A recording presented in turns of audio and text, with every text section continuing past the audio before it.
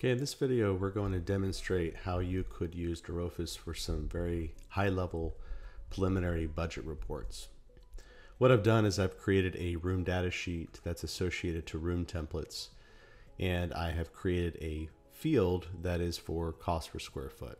So if I know that my office, for example, is supposed to be $50 a square foot, I can apply a room template of office to a series of offices, and the area for the program area would then be calculated across all of those room templates to give me an overall cost for those rooms.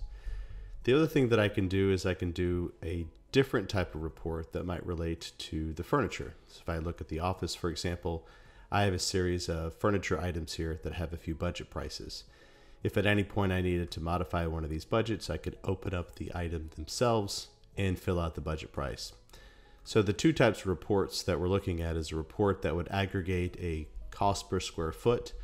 Another one would be an assets report that simply calculates the number of assets that are being used and how they're being applied. So for example, my items list is where these rooms are actually benefiting. The room data sheets are where these rooms are benefiting. And then we simply create an Excel report that has the information associated to it. I have a budget report here. When I generate this budget report, it looks at the room cost per square foot information.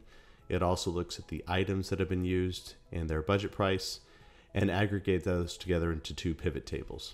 What we're seeing on the left is all of the rooms, and what we're seeing on the right is all of the items as they associate to certain departments. And I'm getting an overall budget of $5,000 or $500,000 for all the room cost per square foot, and then all of the items on a budget item standpoint. So if I wanted to look at the dental department, I can select dental across the two departments, and I get a total budget cost for those two. So let's say that we wanted to modify these settings. I can go back into my room templates and increase our budget. So instead of it being $50 a square foot for the offices, let's increase that to $60 per square foot. So I've just updated all of these rooms and their cost per square foot. If I wanted to update the items, let's go ahead and modify the desk that we have here. Let's increase the budget on that desk from $0 to $2,000. So every time that desk is used, it's now going to increase a budget price of $2,000. That's all I have to do, and then I can rerun that report. The report that I just ran has a budget price of $500,000, and for the dental department, it says $96,000.